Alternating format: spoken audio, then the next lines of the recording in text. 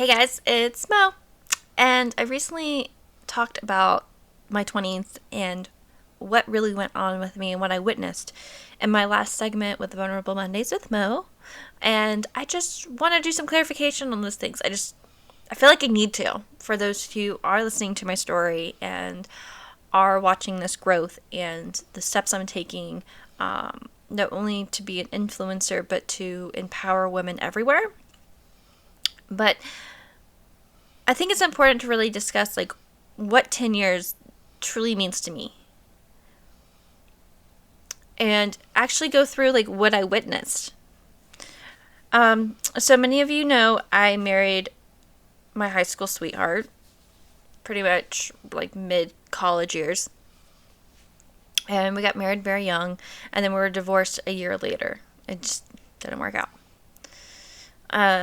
We were unfaithful. We didn't know how to nurture and maintain a healthy marriage, and we were very selfish and were very set in our own ways of what we needed to get done. And I genuinely wanted a partner who was going to be there with me at photo shoots and be my partner in crime and really be present. And unfortunately, that didn't happen. And it didn't happen in the way I would like it to. And it started to make me go into the spiral because all of a sudden I'm getting a little bit of fame, I'm getting more fans, I'm getting fan mail, and so I wanted to please my audience.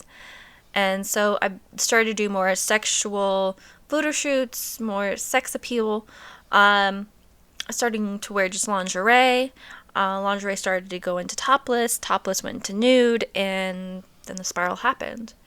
And as I got into nude, that's when I started going down a very dark path. That's when the first time I would be raped would happen shortly after I got comfortable being nude on a set. And I went into every photography shot being nude as a way of art. Because let me make something very clear. You know, as a freelance model, there are good photographers and there's bad photographers. And the ones I'm speaking on are the bad photographers, not the good ones, because there are good ones. There are genuine photographers out there who take this art as a profession, who maintain a professional relationship with their models and staff. They may even have a studio that is well maintained and have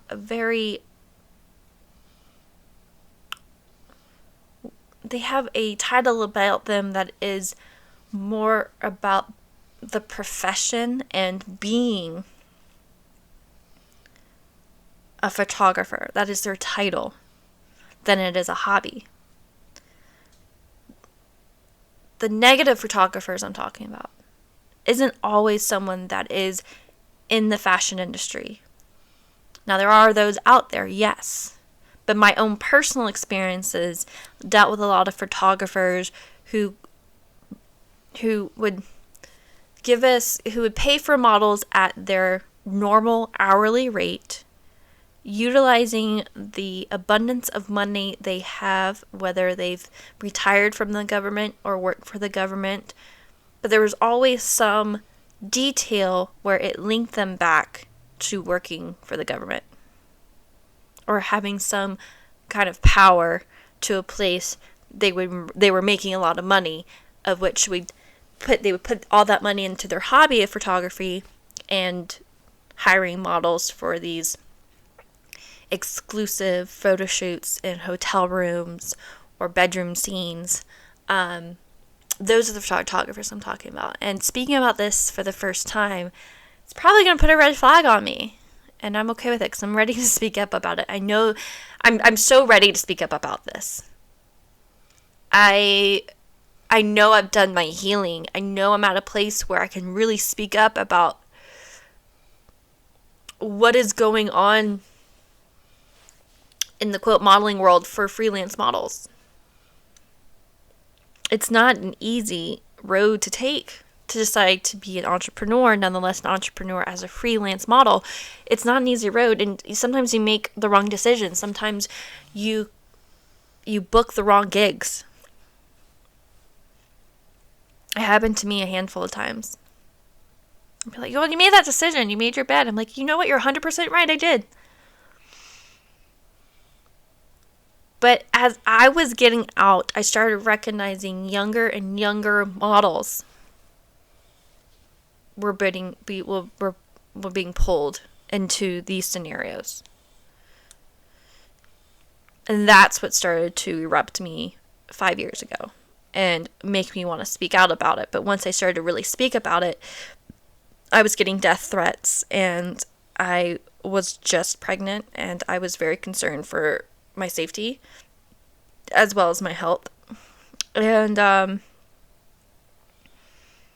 so when I'm speaking about my experiences with photographers, I'm not always speaking about the name brand photographer who is a fashion photographer or does art pieces for galleries. Not all of them are bad, and I have to make that clear. Not every photographer out there is bad. But those who are usually have money. Usually have some power behind them. Usually can hide evidence. And usually use many forms of blackmail so that you never speak up. It's true. You know, what I witnessed when I did these hotel room suite photo shoots or these personal ones at their home photo shoots. One, I recognized walking into any of these quote photo shoots, these weren't for publication or to be recognized or for my name. These were for a fetish or the hobby. It was never for the model. You could say it over and over again in your head that you were doing these photo shoots to build your portfolio, but honey, you don't need to build your portfolio when you're on Inc. magazine or doing small little side projects with Maxim or Penthouse. Like, you don't have to continuously work on that portfolio in that way. You can work on your portfolio by working in studios, yeah. But working in studios all the time, you have to have a percentage of your cut pay towards the studio, towards the photographer, towards the agency. There's other forms. So it's not always you get full payment when you work on the studio, because there's so many other pieces of the puzzle financially that have to add up into that photographer's budget. Will you be on a cover? Will you be in a magazine? Most likely. Will you get paid the same rate as doing a personal private photo shoot? No. Is that what continues you to do your work? For me, yes. For me, yeah. I mean, think about it. On a day-to-day, I was doing up to 3 to 5, depending on the season, 3 to 5. 3 to 5 photo shoots a day. It's a lot. Photo shoots are anywhere between minimum 2 hours. And the more famous you come, the more you push the envelope that you are a minimum of 3 hours for your work. And 3 hours is $300 or more dollars. Sometimes it's $1,000, depending on the project. So you're doing 3 to 5 photo shoots a day. You're making almost $1,000 a day. Sometimes you are making $1,000. Sometimes you're making $2,000 a day. And this is where the money part is so crucial to understand. When money is in your hand and it's so easily, it's easy to make, it becomes a power, especially in your young 20s. Especially in your young 20s. In your young 20s, you're still learning out who you are, figuring out your identity. You're going through so many changes and transitions and pivots that having so much money in your hand, you're like, fuck yes! This is awesome! I get to spend it how I want. I get to do VIP. I get to shop all the time. I get to go to clubs. I get recognized. Fuck yeah, I want the money. That's why so many young celebrities, we all go through a fucking pitfall. And I'm not putting myself in the same category as them because they are like actual celebrity status. I had 5 minutes of fame. They're completely different. But I understand why now young celebrities go through a spiral. It's easy to do in your young 20s. You feel like you're untouchable, like no one can touch you, and that you are unbreakable. And it's like there is no care, because the care is just living. But the reality is it can turn into a very dark spiral. And I had a boyfriend when I started to have get some fame and start making more money and doing these quote hobbyist nude photo shoots for these men, that I started dating a photographer who was just getting started. He was in an internship with a photographer I trusted, and there's just something sweet about him at first. He looked like he was really into his passion and wanting to build a studio, etc. Little would I know then, not of what I know now, is that he was using me in every way possible. And not only using me, what I wouldn't recognize until years later is I was in imprisonment and control by him. He took a percentage of my pay. My schedules were laid out in the way he wanted them to be. And nothing was private anymore. Not a piece of my life was private anymore. Then he would start using my name against me to get other models to stay at his place, to get gigs. Matter of fact, there is evidence shown that he used to play me on social media without my knowledge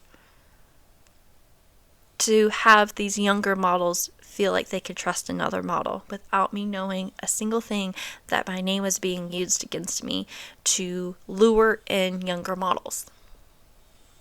Sucked. There's NCIS had to get involved, and it turned out not good in his favor.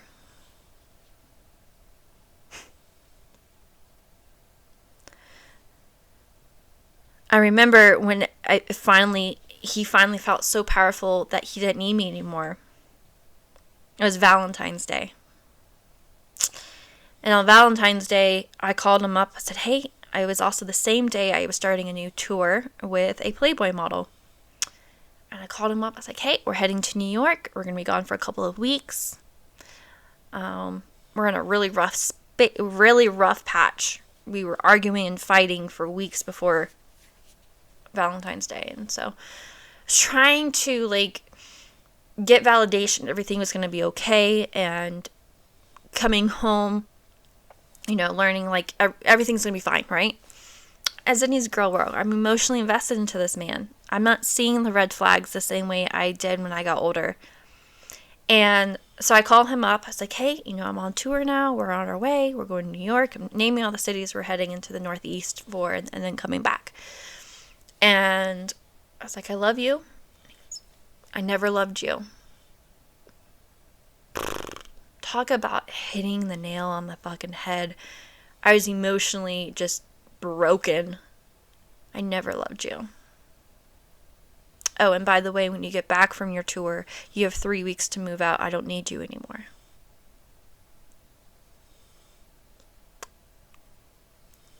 Okay.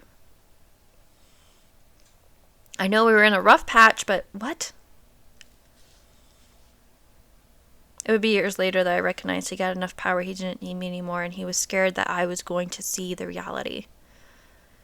He was scared that I was smart enough to start recognizing the red flags, and he was damn right I was.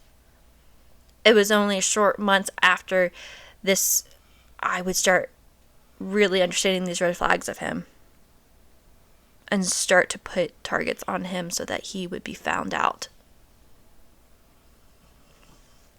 I had a call from a young model. She was 19, almost a year after our breakup, asking me for an SOS, telling me that the imprisonment is so bad he's controlling the lights in every room of the house, controlling where they can spend their time, when they can go to bed, when they can use their phones.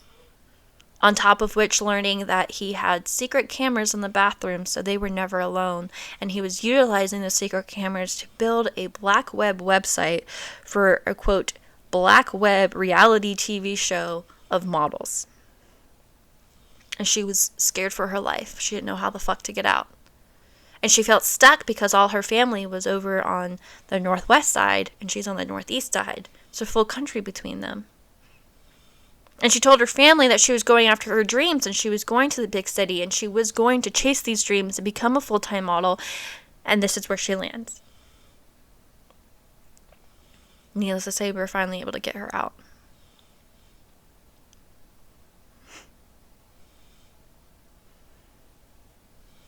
It would be a year after this is when I would go through my last sexually abusive position as a model at a shoot. It would also be that same year I would end up hospitalized. My body was giving out. It was exhausted.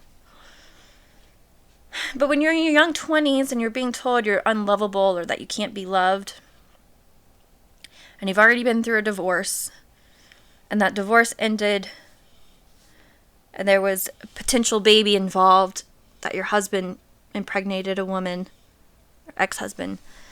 There's a lot of emotions, a lot of baggage already emotionally built up to a point where I personally didn't care about my body anymore. I didn't care about my body from the moment that I was told that if I went to really file this claim of rape from this powerful person, that it was going to come back to haunt me and I would be the one prosecuted and told it was prostitution and there was nothing I could do. And like I said in my Vulnerable Mondays, I was like, well, fine. Then I'm going to continue to let him pay me to sleep with him, to spend the weekend with him. Because why not? If I can't talk about it, if I can't... But see, that's the reckless mindset we have in our 20s. At least some of us do. Some of us are in the right mind. My sister was always in the right mind. Brittany, she was always in the right mind. She's my best friend. She's my sister. She's my everything. She's been through a lot with me over the many, many years. The 30 plus years. And she always had her shit together. But I never. I became more reckless. The more I was told I was unloved, unlovable, the more I was told I was a great sex doll, the more I was told that I was too much, yet not enough at the same time, the more reckless I became. The more I didn't care about my body, the more I allowed things to happen to my body it really shouldn't have had. I mean, hell, there's even a photo shoot where I allowed dirty wine bottles up my hoo-ha for an erotic art nude photo shoot. Uncleaned wine bottles up my hoo-ha. What the hell? That's, aside from all the other dumb things that I have done in my 20s, that is definitely up there. But guess what? I came out of all of it. Somehow, some miracle, even in that time being hospitalized, God said, I'm not done with you. Learn your lessons and get to your purpose. I'm not done with you. You're not done yet. Get back up. I don't know why. So I got back up. Less than 6 months later, I would be pregnant with my daughter. And given the opportunity, the universe and God gave me the opportunity to truly start over. Now, mind you, I'm telling you all about this reckless behavior and photography shoots, nude shoots. I even did pornography. I was, like I said, under a handful of men who controlled me, who put me through imprisonment, who would take a cut from what I would make. Mind you, all this is happening, but also there's 3 sides of me that are happening in my 20s, and I have no idea how I'm getting by. Okay, there's one, the modeling side that is truly commercial, fashion, this side of me. The side that I really want to show people. The side that's really going to get me to that place of fame that I want to be at. There's side number 2. Side number 2 is that side of imprisonment, control, sex abuse, rape, sex trafficking. But at the same time all this is happening, I'm feeling like I'm in control because guess what? I'm making more money doing erotic fetish shoots and I'm making a lot of money nonetheless. Allowing my body to be not mine and allowing my body to be someone else's. to be a toy. So I'm making some money with the modeling. I'm making more money doing fetish and erotica shoots. Some pornography shoots. And then on top of all those things, I'm still working for my job title in the entrepreneur world. That title, yet to know. Being a photographer's assistant, a studio manager, marketing director. Hell, there was even a season I taught other models etiquette and poise in modeling classes for their start and fame, for their season to get into this industry. And so this third side of me, no one knew all the dark shit that was going on in my life. This third side of me is the entrepreneur, the marketing consultant, the small business consultant, the photographer's assistant, the videographer's assistant, the studio manager, the set director. There's this whole other side of me that I'm learning and gaining experience in the industry that I'm already a model in hopes it paves a new path for me to get out. Little would I know, getting out is literally needing to get out and leave it all behind.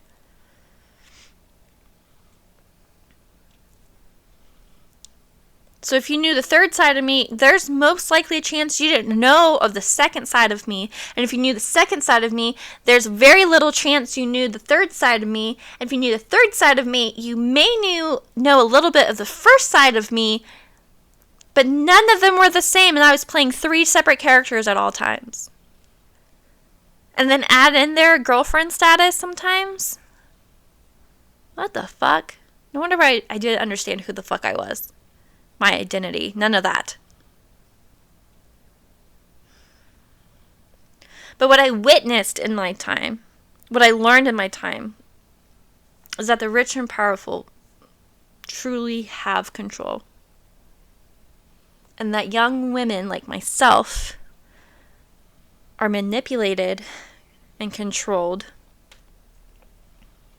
for their bodies. Simple as that. Now, I wouldn't even understand the title or definition of trafficking till years later. When I felt this, I was feeling drawn to work with a nonprofit that specifically focused on trafficking. And I wanted to tell my story. It's like, hey, I think this may have happened to me. I think this imprisonment and control and blacklisting happened to me. Can I tell you my story? And as I was telling my story, at the end, it was clear that I was trafficked. And it took to the time that my daughter was almost 1 year old for me to figure that out.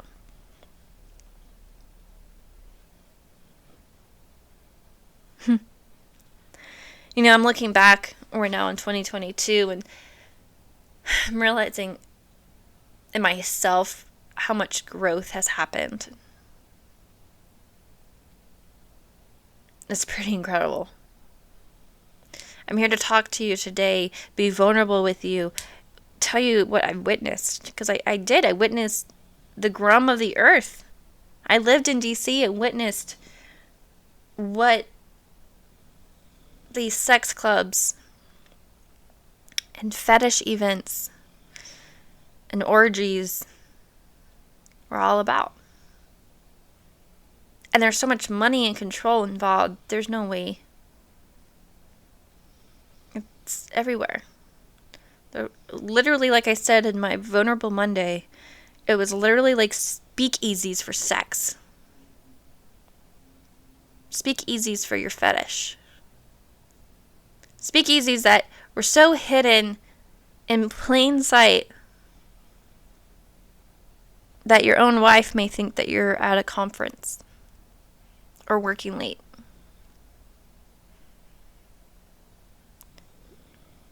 These speakeasies for sex were so well protected and guarded. And there was a process just to get inside. no one would know who you were or how you got in. No media would be able to know not only where you were, but who was in there. There was no leak.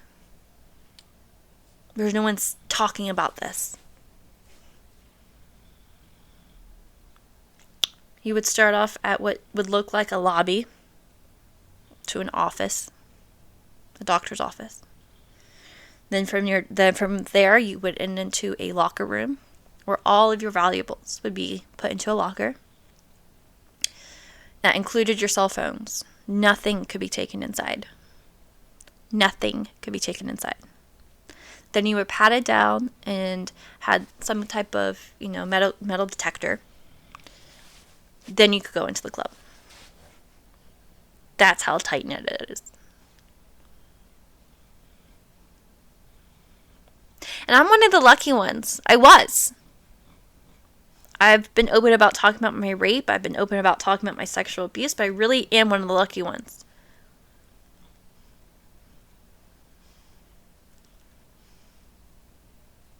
Because there's so many women out there who have been trafficked way longer than I have. Who've been through more hell than I have had. And are still surviving and becoming warriors and building businesses and turning a leaf and transforming their life. And like I've said before, every woman's story is going to be unique to their own fingerprint. And this is mine. This is only my side. And I've been open about not wanting to live. When God said, no, I'm not done with you. Get back up. Get healthy and go forward. Little did I know one of those greatest miracles that was going to happen to me less than 6 months later was going to be having a daughter. Was going to be going through pregnancy. Was given a second chance at life. Second chance of life and being a mother. It was amazing. It is amazing. I'm a mother now. My daughter and I have a beautiful bond, and I'm extremely grateful for the journey we have had. She has pushed me to heal. She has pushed me into my purpose to recognize what that is, and I want to be a good role model for her. I want her to know she has a voice. I want her to know that she can utilize that voice. I want her to know that she can be the loudest person in the room if she really wants to be. No one's going to shut her up. No one's going to shut me up. And a lot of these details that I'm speaking of right now that were briefly spoken of in my Vulnerable Monday segment and then spoken of just now are details that you can read in my book when it comes out. Fuck it, we'll have the details of life in the most raw form. From relationships to sex abuse to sex trade. It will have all those things. It will speak on the nasty, red flagged photographers that I have worked with in my life. Of course, not by name, but the experiences I've had. And also the good ones. The good ones that I'm still friends with. The good ones that still have a place in my life today, that have seen my growth, that have seen my evolvement, and seen my change. I was so sick in the head in my 20s, so much so that it was also physical too. I was 98 pounds, guys. 98 pounds. 98 pounds in my 20s, trying to keep a model figure.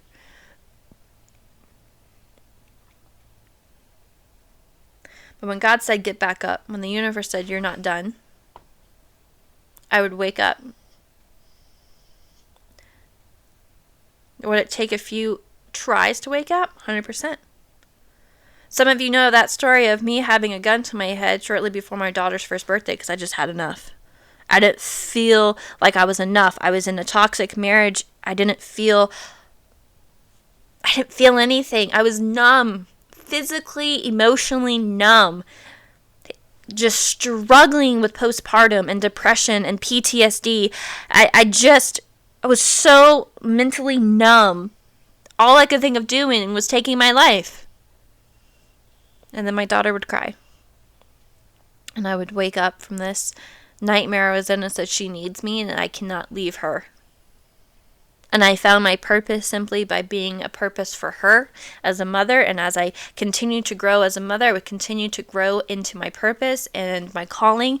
And now, today, presently, I'm a mindfulness coach for survivors of trafficking. I'm on a board of directors for a nonprofit that specifically works with survivor entrepreneurs of trafficking who are building businesses and rebuilding their life. I have come a long way. I am a life coach for women. I've come a long way. And like I say, every time I say I've come a long way, it takes the work. I don't know another way to push that envelope a little more for people who are like, oh, I want to do the work, but I don't know if I have time. You have to do the work. You have to find the time. Otherwise, change, growth, evolvement, transitions, transformations won't happen if you don't do the work. You know, this morning, a great example of that, just real quick, was I was on my phone, and I usually like to do TikTok in the morning just to find some inspirations and whatnot for my TikTok page and figuring out my sounds and what to do next, etc. And while I was doing that, my phone just freaking froze and decided to turn off.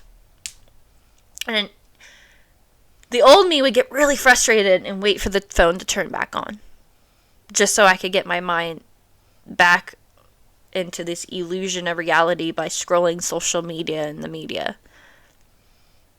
But the evolved me took that as a sign from the universe, like, no, you need to turn your phone off, you need to go have some silence, you need to go sit in the sunshine, you need to have a cup of coffee. And so I did those things. I turned my phone off, I made my cup of coffee, I sat outside in the freezing cold, enjoyed the sunshine on me, and started my day that way. I listened. I listened to the fact I was asked to give myself some silence, some time of meditation. And those signs from the universe can happen every single day if you're open to it. If your mind and heart are open to it, you can see signs of the universe every single day. From your angel numbers to Mother Nature to little things happening around you, telling you, directing you, guiding you. It's all there. But you just have to be open to it. If you're not open to it, you're not going to see it. Nonetheless, what I'm getting at is the person I am today. First of all, it's not the person I was in my 20s. And the person I was in my 20s is going to teach a lot of other women life lessons.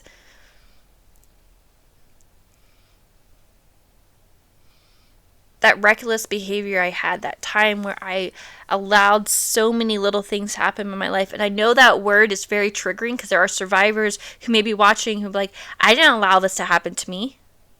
And you didn't. You didn't allow it to happen to you. It just happened. I'm saying my own personal story is the decisions I made allow the actions and experiences of my life to happen and play out the way it did because I allowed it to happen. I allowed myself to take that path and go down that darkness to push myself into a place of being controlled, being imprisoned. I will never put myself in that place again, and I do not wish this hell on my worst enemy. I don't. The life lessons I had to learn and the experiences I've had to endure and the trauma I've had to heal from and still continue to heal from is some heavy baggage. It's not easy. It's not for the lighthearted. It's not. You know, to this day, I actually can't put my hand around my neck. To this day, I cannot actually physically feel like real rope. To this day, being blindfolded, freak out. Because of some experiences that have happened to me in my past. The abuse that's happened to me in my past. I can't do it.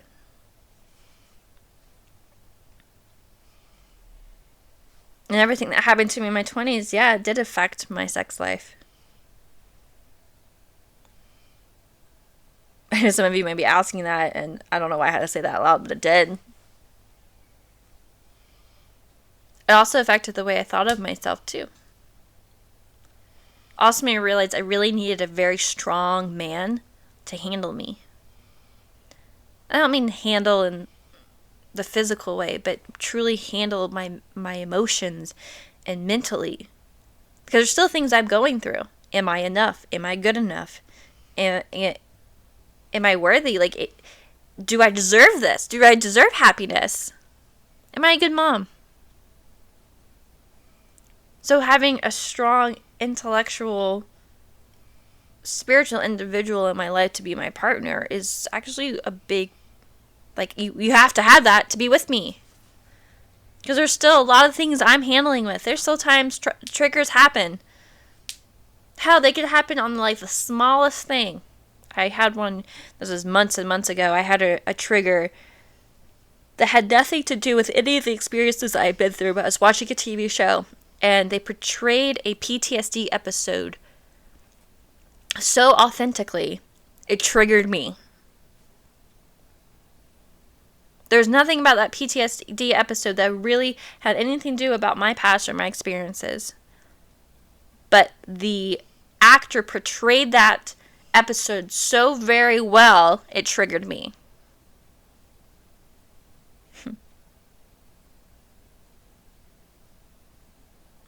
If I can get through the pits of hell, so can you. If I can get through the pits of hell, so can you. If I can walk through the tar, climb the tree, and still fly like a bird, so can you. Thank you for listening. I appreciate you all very much in this journey I am on to bring awareness and truth, but also simply the journey I am on to be a life coach, to be an influencer, to have a voice. So thank you. Thank you for believing in me. Thank you for speaking up with me. Thank you for supporting me. And most importantly, thank you for continuously being on this journey with me, because there has been so many highs and lows. So thank you. Have a beautiful day. Bye.